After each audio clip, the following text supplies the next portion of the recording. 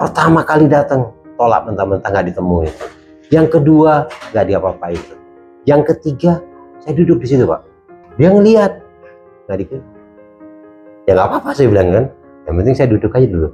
Sampai yang ke-9 kali Pak, saya duduk di kursi di depan itu, karena kadang-kadang ada supirnya apa, saya duduk di situ Pak.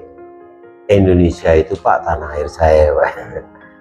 Saya kalau lihat Amerika Pak, itu memang prinsip saya nggak mau tinggal di situ. Saya nggak mau mati di sini gitu loh.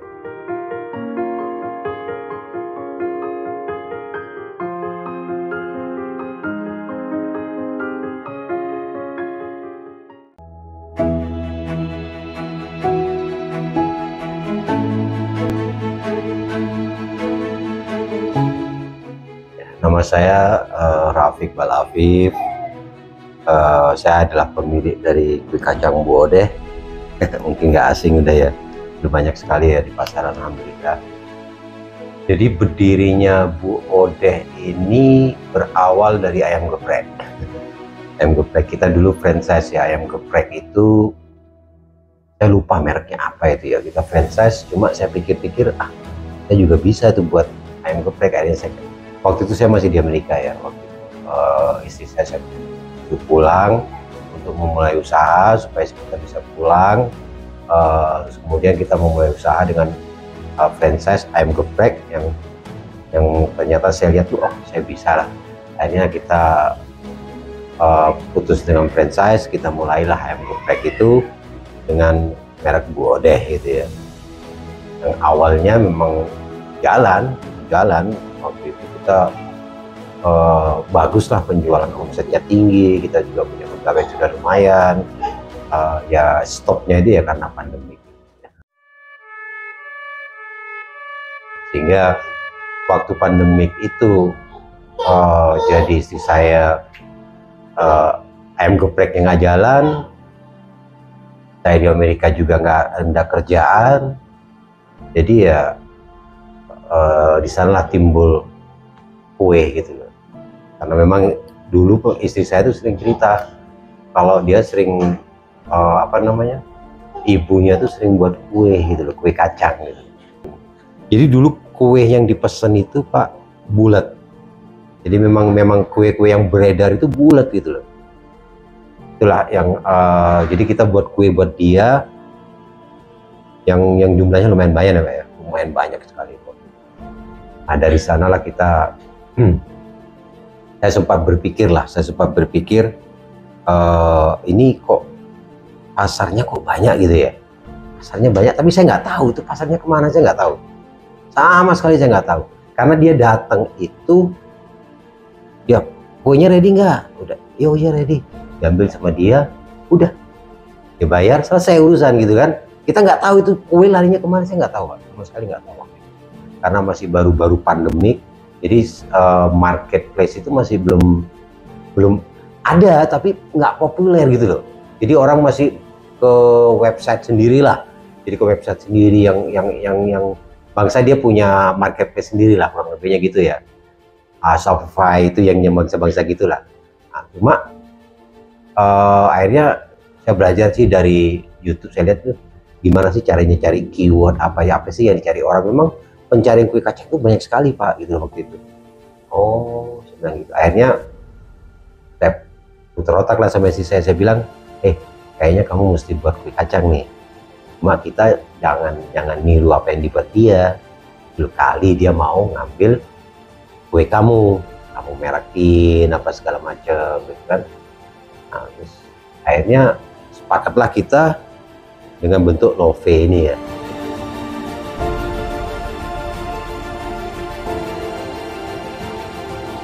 Love ini kayaknya kita lah Pak.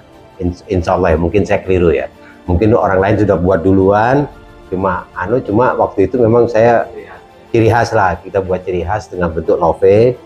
Akhirnya ya saya tawarkan itu sama bapaknya pada saat itu. Akhirnya kalau mau cobain deh ini, kata, oh bukan kayak gitu kue kacang, kata dia. Kue kacang itu bulat yang dicari semua orang. Saya bilang ya saya tahu bulat, tapi saya kepingin masarin ini, bisa dibantuin nggak, bilang gitu kan. Waktu itu kita video call tuh Pak, video call saya, istri saya sama orang itu gitu kan. Saya masih di Amerika Pak waktu itu. Akhirnya dia bilang, oh nggak bisa Pak, ini susah kalau kayak gini Pak. Yang dicari itu yang bulat. Waktu itu saya ingat itu Pak. Akhirnya ya udahlah, kita jual di toko, dia bilang gitu ya. Jadi kita mulai panjang-panjang tuh Pak, dikit nggak banyak. Jadi kita buat tuh mungkin sekitar 10 toples gitu kan sehari ya, sehari 10 toples. Pokoknya ada lah di toko ya. Di samping kita, karena kita dikasih permisi Pak sama orang itu, dikasih, Pak ini sambil saya mau jual di toko saya boleh ya? Oh iya silahkan gitu. Ada orang yang datang karena dia melihat kita buat kue kacang tuh segitu banyaknya pada saat itu ya. Lihat untuk ukuran toko yang 4 kali 5 kalau nggak salah itu. Kue kacang itu 100 toples saja itu udah banyak Pak. Ya kan? Kelihatannya itu banyak sekali orang tuh. Sampai orang tuh, buat apa ini kue kacang? Jadi orang mulai nyoba di sana. Itu kita perkenalkan produk kita usahain, ini beli yang ini gitu. Dan resepnya pun sedikit beda, nggak sesuai sama resep. Itu dua-duanya resep sendiri Pak, resep sendiri. Jadi kita buat yang love yang untuk dia itu, dan kita buat ini sama-sama resep kita. Cuma memang beda karena itu sesuai dengan permintaan dia gitu ya. Dia minta dikurangin kadar kacangnya pada saat itu ya.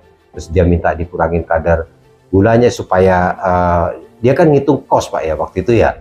Akhirnya ya kita nggak mau dong gitu kan ya, karena kita mau bertahan kualitasnya itu sampai di titik yang memang, karena saya chef Pak, saya 23 tahun masak. Iya, saya 23 tahun waktu di Amerika masak Pak ya. Jadi saya ngomong sama istri saya, pokoknya kamu gini aja deh, kamu buat love, udah ini produk kita, resep-resep kita. Jadi nggak ada yang istilahnya oh ininya dikurangin, itu sesuai dengan selera kita gitu. Kita makan enak, ya udah itu yang kita jual. Kita percaya dan kita tawakal sama Allah. Yang penting kita ikhtiar, insya Allah ada jalan. Kok qadar Allah itu ya, berjalannya waktu 4 atau 5 bulan kalau nggak salah, itu saya lupa itu Pak. Itu si orang ini stop Pak. Mungkin dia nggak tembus di pasar, saya kurang tahu deh. Orang ini susah dihubungin, terus barang dia juga lumayan banyak juga ya Pak ya, waktu itu nggak diambil sama dia ya. Nah itulah dari sana agak kebingungan gitu Pak. Itu sudah di saat-saat saya sudah mau pulang Pak waktu itu dari Amerika. Akhirnya kalau nggak salah itu bulan-bulan Agustus September lah itu waktu itu. Nggak, November mungkin itu. November itu dia sudah mulai stop itu. Mulai stop, tapi dia masih sempat ngambil lagi kalau nggak salah bulan Novembernya gitu loh. Tahun 2021.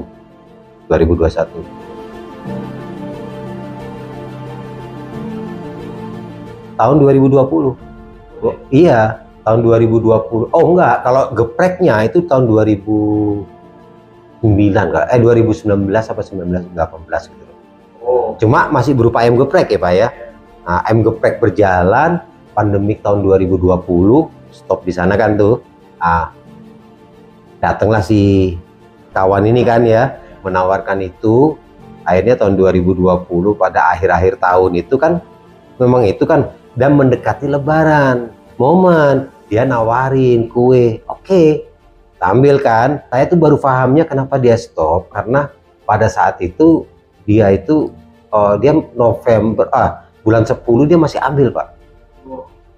Bulan 10 tahun 2021. Nah, pada 2000 bulan November dia sudah nggak sama sekali tuh Pak. Kue dia masih banyak, packingan dia masih banyak gitu loh. Pada saat itu. Nah, saya bingung kan. Mau dikemanain kue dia kan gitu kan. Padahal uang kita ya segitu-segitunya Pak ya waktu itu. Besoknya itu langsung Pak, yaudah yuk masukin ke mobil, kita berangkat kemana? Kita silaturahmi ke Jawa Pak. Gimana caranya ngeluarin kue itu Pak? Saya minta bantuan saudara-saudara saya, terus saya masukin toko-toko lah, pokoknya sudah toko apa aja Pak, dulu toko sembako, toko apa, pokoknya saya masukin aja tuh. Saya lihat tes pasar lah waktu itu, karena saya nggak tahu apa-apa waktu itu. Ini Pak, waktu memang itu itu secara kebetulan aja Pak. Anak saya itu yang nomor 3 ya sekarang ya, karena saya ada satu lagi yang kecil sekarang ya. Dulu dia itu kalau manggil budenya, Odeh, gitu. Odeh gitu kan. Akhirnya Ode itu? Odeh bude artinya. Bude. Jadi nggak berarti apa-apa sebetulnya Pak, karena anak saya manggil budenya itu Odeh gitu loh. Manggil tantenya itu Pak, Odeh gitu. Akhirnya begitu ayam geprek kita putusin untuk buat ayam geprek, si saya nanya, dinamain apa ya? Namain aja Bu Odeh. Bu Odeh kayak itu. Dia bilang memang spontan aja tuh Pak. Waktu itu ya karena anak saya sering manggil tantenya itu Bude apa? Odeh gitu Pak. Ya udah Bu Odeh aja lah. Saya itu Pak pulang dari Amerika ada di kantong duit $3.500. Itu selama pandemi itu saya nggak dapat pekerjaan, duit sudah habis. Istri saya kue kacangnya sudah nggak kekirim. Saya dikasih sangu sama teman saya itu, istilahnya ya dibantu lah pada saat itu. Nah, akhirnya saya bawalah duit itu. Nah, itu yang saya gunain Pak. Nah, dari duit yang seminim itu akhirnya saya putar otak gimana caranya supaya saya itu bisa pasarin nih kue yang banyak ini loh Pak.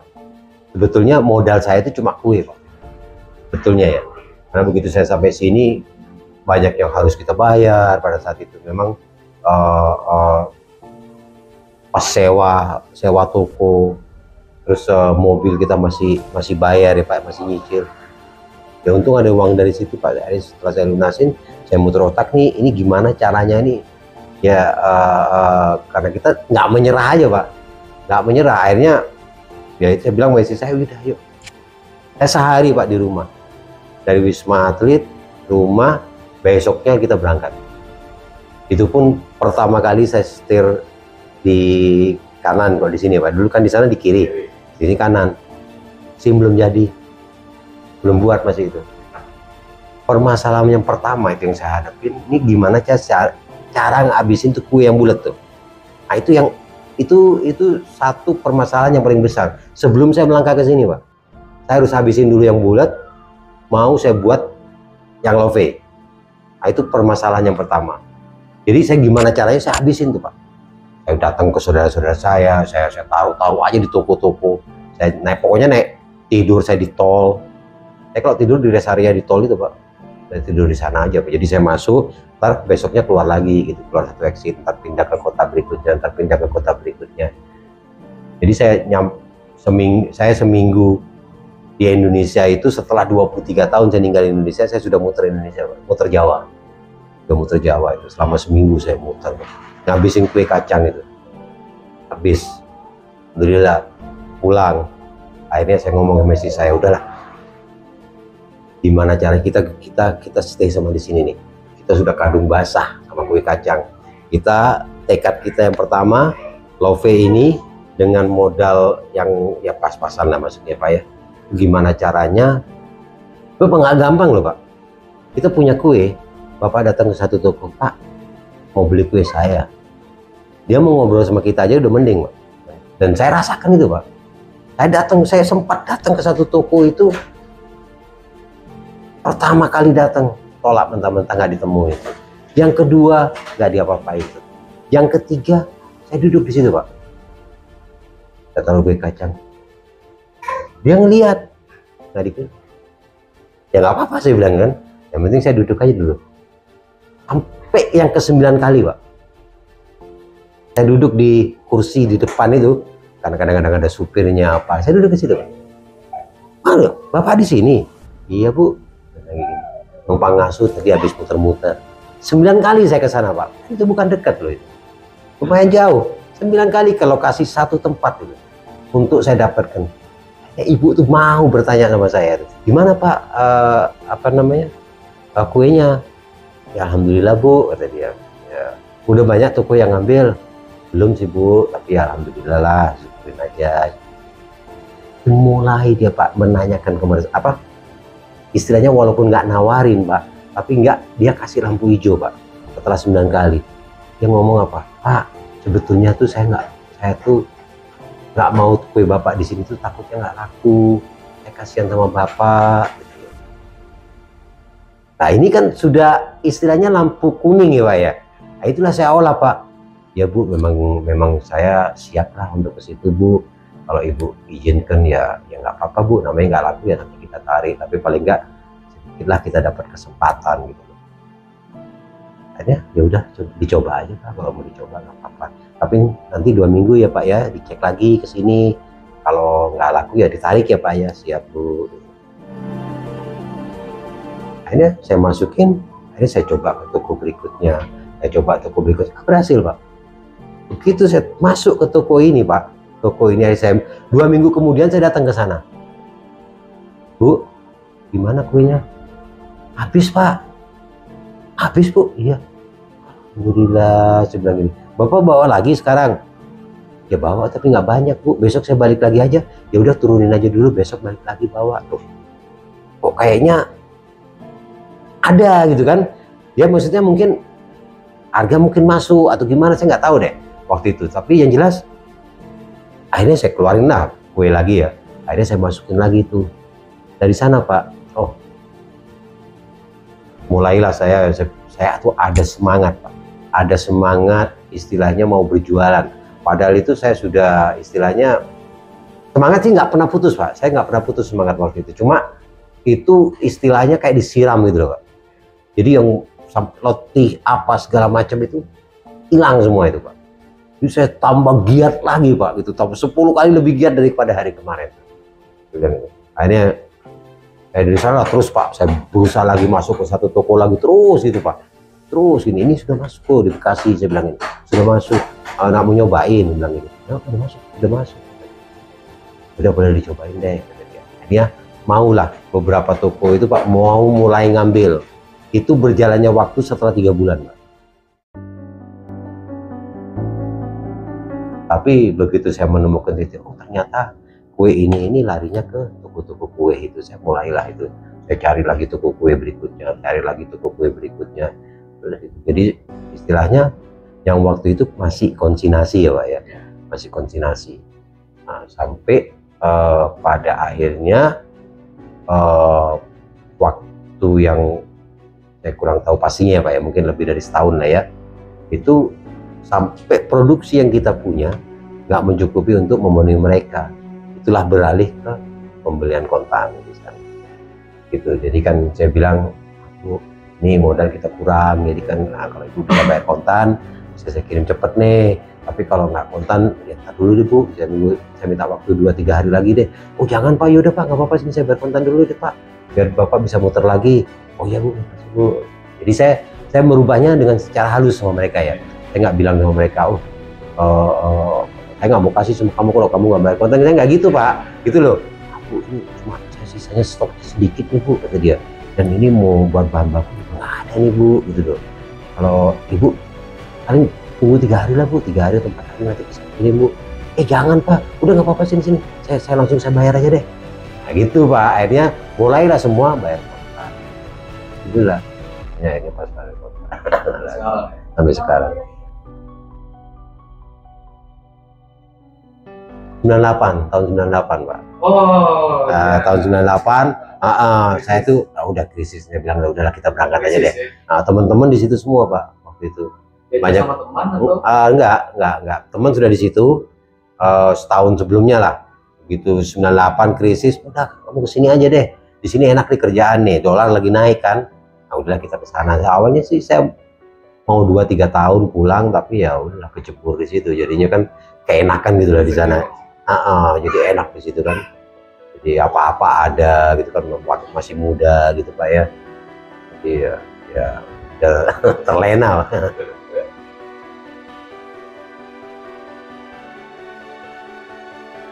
Indonesia itu Pak tanah air saya Pak. Saya kalau lihat Amerika Pak, kalau saya waktu masih muda, terus dibanding 5-6 tahun sebelum saya pulang ke Indonesia, itu tahun 2015 atau 2014 itu, tapi memang awalnya tujuan saya ke sana itu saya cuma mau cari duit, saya mau balik ke Indonesia, saya mau usaha di sini Pak. Begitu saya mendekati tahun 2015, 2010-an lah gitu ya, Itu memang prinsip saya nggak mau tinggal di situ. Saya nggak mau mati di sini gitu loh. Waktu saya bilang itu, saya gimana caranya saya harus pulang gitu. Nah, pulang ini nggak gampang, Mbak, karena di sana itu kita jadi komunitas Indonesia ya, Pak ya. Ada yang pulang kita tahu, Pak, tahu. Jadi mereka pulang nih, oh ya, mudah-mudahan berhasil deh apa gitu ya. Setahun lagi balik dia, uangnya udah habis. Jadi semakin lama Bapak tinggal di Amerika itu, jadi itu apa ya sebutnya, momok ya Pak ya. Momok takut pulangnya itu akan semakin tinggi, Pak. Jadi saya selama di sana, saya belum pernah urus itu, Pak, surat tinggal, izin tinggal apa segala macam, saya nggak mau. Memang tekad saya tuh saya kepingin pulang. Saya ngomong sama istri saya, dah kamu pulang aja duluan. Pulang duluan tahun 2016 kalau nggak salah, apa 2015. Kamu pulang, saya di sini, saya masih buat duit, yang lumayan, Pak ya. Terus kita beres-beresin semua deh, apa yang menjadi tanggungan kita di Indonesia, kita beresin lah semuanya ya. Yang harus rumah yang kita lunasi. Nah pokoknya kita buat enak lah dulu ya Pak ya. Kita buat fondasinya enak sambil cari peluang kerja apa sih yang bisa kita kerjaan di situ. Akhirnya istri saya mau, karena basic saya di restoran, tapi dia nggak ngerti restoran, Pak. Makanya dia larinya ke franchise gitu loh. Jadi ya nggak apa-apa, buat saya nggak ada masalah mau franchise mau apa, saya juga nggak tahu waktu itu, Pak. Akhirnya dia buka franchise, jalan. Akhirnya sampai saya bilang udahlah kita tutup tuh franchise, kita buka Bu Ode Geprek gitu kan. Jadi nggak pakai franchise lagi, jalan. Ya karena lokasinya sama kan gitu kan. Tuh akhirnya setelah itu berjalan, saya pikir nah satu dari istri saya deh Pak. Istri saya ini mindsetnya dia itu selalu, oh kalau nggak berhasil saya masih balik lagi karena dia punya visa. Kalau saya nggak punya, makanya kalau dia pulang Pak, tiap 6 bulan pulang, balik lagi ke Amerika, pulang lagi 6 bulan, terus saya gitu Pak. Nah, saya nggak bisa pulang, nggak bisa apa-apa. Akhirnya saya waktu visa dia mau habis, saya bilang, udah kamu jangan perpanjang tuh visa. Loh kenapa? Karena untuk merubah mindset kamu. Jadi kalau kamu selama masih ada tuh visa, maka dia akan berpikir Pak, kalau nggak berhasil di sini, ya balik lagi ke sana. Itu nggak bagus Pak. Buat bisnis itu nggak bagus. Kalau mau fokus sama sesuatu, hilangkan semua itu. Kemungkinan itu jangan dipikirin Pak.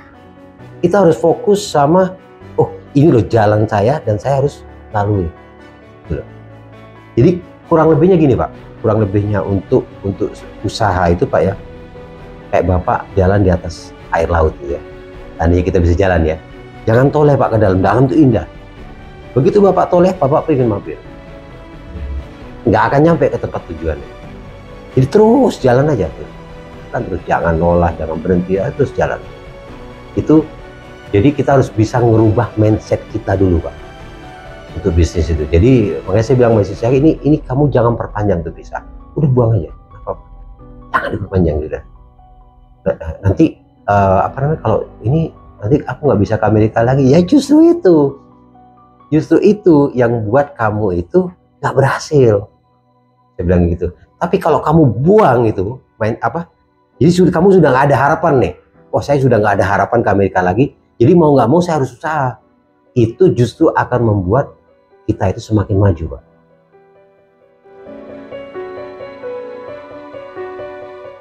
Kadang-kadang gini Pak, ini banyak yang terjadi ya Pak ya.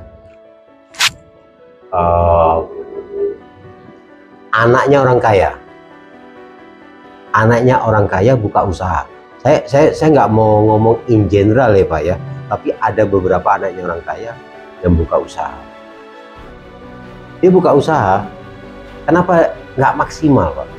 Karena dia berpikir kalau ini gagal, gue tinggal minta lagi duit sama bapak saya.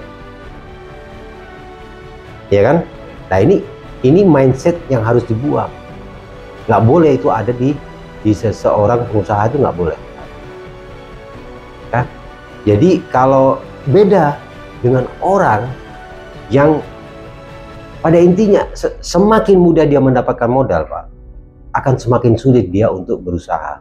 Itu bukan hukum alam. Itu hukum alam, oke lah, hukum alam ya. Tapi apa sih penyebabnya? Kita kan mau ngoreksi kan Pak ya. Kalau di sini orang bilang itu hukum alam. ya. Tapi kalau kita koreksi, kita bedah, kenapa sih seperti itu gitu loh? Iya kan? Contoh, misalnya ada orang, gue mau buka usaha nih. Oh, yaudah gue sini gue modalin. Nah, ini jarang berhasil nih Pak. Jarang berhasil. Orang yang datang ke seseorang, gue mau buka. Ini bukan saya nggak spesifik atau apa ya Pak ya. Cuma ini kemungkinan untuk berhasil karena itu adalah mindset segitu mudahnya dia mendapatkan uang itu. Setelah dia gagal, akhirnya dia akan mencoba yang kedua. Yang kedua dengan uang modal pas-pasan, akhirnya dia berhasil dan mengembalikan uang itu. Itu banyak kejadian. Karena di awal dia berpikir mudahnya dia dapat uang itu. Nah, itu yang harus dibuang. Dan itu ada di istri saya pada saat itu. Dia punya visa. Dia akan berpikir selama dia masih punya visa, itu susah buat istri saya untuk bergerak. Gitu.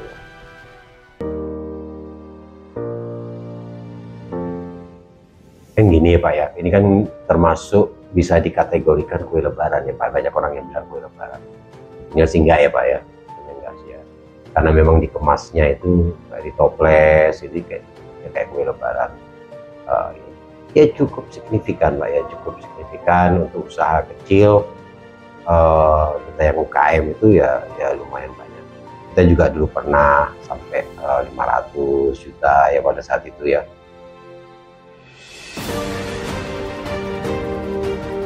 Itu istilahnya untuk peringkat UKM itu sudah lumayan bagus teman.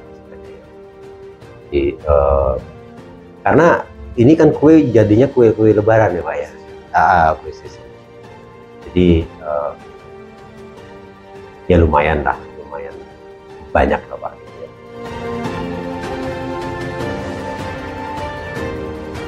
Kalau kita Pak lebih ke silaturahmi. Utama. Dan silaturahmi. Kita ada Pak, truk ada, ekspedisinya kita ada. Tapi saya lebih ke, jadi saya datengin toko itu Pak rutin. Saya datang ke mereka. Jadi saya datengin ke mereka, kita duduk di sana, kita namu. Ya kita hitung-hitungannya saya sambil jalan-jalan, gitu kan. Jadi saya datang ke distributor, kita main ke mereka, kita main ke tempat produksi siapa. Terus itu yang kita lakukan rutin, Pak. Jadi mengikat tali silaturahmi, Pak. Jadi saya ke sana nggak jualan, Pak. Jadi saya cuma nampakin wajah aja gitu loh. Jadi kayak saya datang ke sini, kadang-kadang kan sama istri saya datang ke sini, walaupun saya nggak butuh apa Pak, kadang-kadang saya beli di sini, gitu loh. Jadi istilahnya ketemu sama dia, terus ya apa kabar, baik, gimana usaha, paling nggak kan ngingetin lah. Jadi saya nggak jualan, saya nggak nawarin, Bu nggak mau beli kue kacang gitu kan, enggak. Jadi pada intinya saya cuma nampakin wajah. Ya jadi istilahnya karena silaturahmi dengan tujuan itu nggak baik Pak. Nah, jadi silaturahmi yang lillahi ta'ala itu yang Allah harapkan. Jadi jangan sekali-sekali silaturahmi ke rumah orang, kita nawarin omongannya silaturahmi, tapi buntut-buntutnya nawarin barang itu nggak bagus. Tapi itu nanti dengan sendirinya Allah buka itu. Itu kalau kita buka ya. Jadi mungkin ya kawan-kawan sudah banyak lihat ya kue kacang Bu Ode ini yang alhamdulillah sudah lama. Iya. Tapi kita sekarang kita sudah ada sus coklat ya. Ini yang mana masih baru launching, yang insya Allah sudah ada sih, belum banyak di pasaran, cuma kita sudah promosiin di mall. Jadi kan kita mainnya kaki 5 ke bawah aja deh.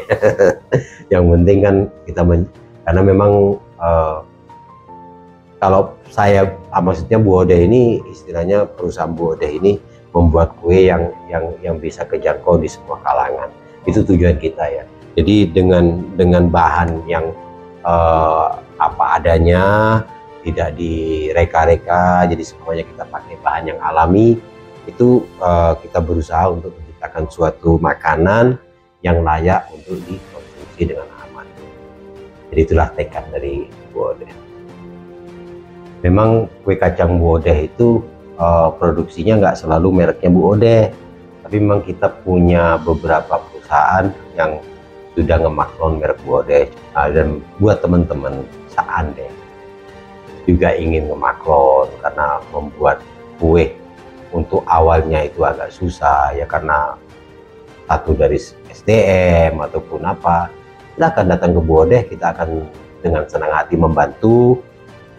Nanti kita buatin kuenya, kue kacangnya dengan merek dari bapak atau ibu-ibu sendiri. Jadi sebenarnya kita selalu welcome untuk membantu orang jika ingin produknya dengan merek sendirilah, kurang lebihnya gitulah ya. Insya Allah mudah-mudahan itu juga membantu buat kalian.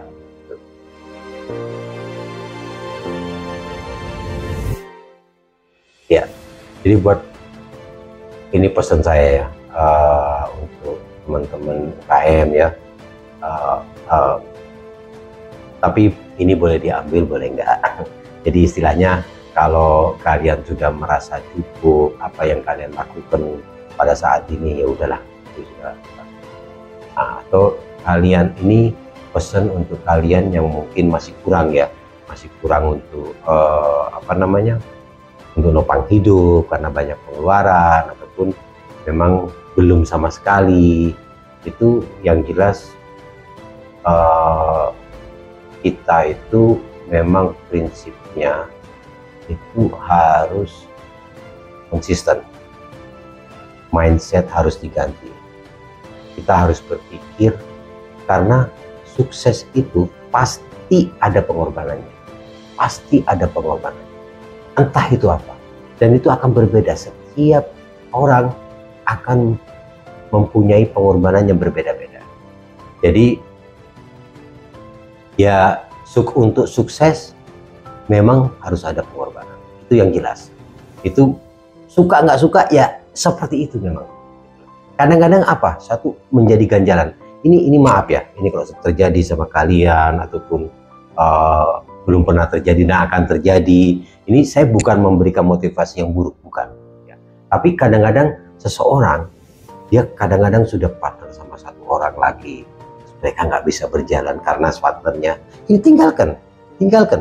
Memang itu memang nggak mungkin bisa jalan, karena kalau kalian tahu itu tidak akan jalan, tinggalkan. Jangan tunda-tunda waktu, kerjakan apa yang menurut kalian itu. Sebab saya nggak bisa tentukan sama kalian itu apa yang bisa kalian lakukan, kalianlah yang bisa tentukan sendiri itu. Setelah itu konsisten lakukan dan selalu berpikir bahwa kalian bisa melakukan. Jadi mindset itu harus pas, harus gigih. Karena apa? Karena usaha itu dimulai dari sini. Kalau kita nggak ada di sini, jadi ya berat lah, istilahnya berat lah. Kurang lebihnya di situ ya, saya nggak terlalu panjang lah. Mudah-mudahan kalian lebih tahu lah. Ya, terima kasih Pak. Sama-sama.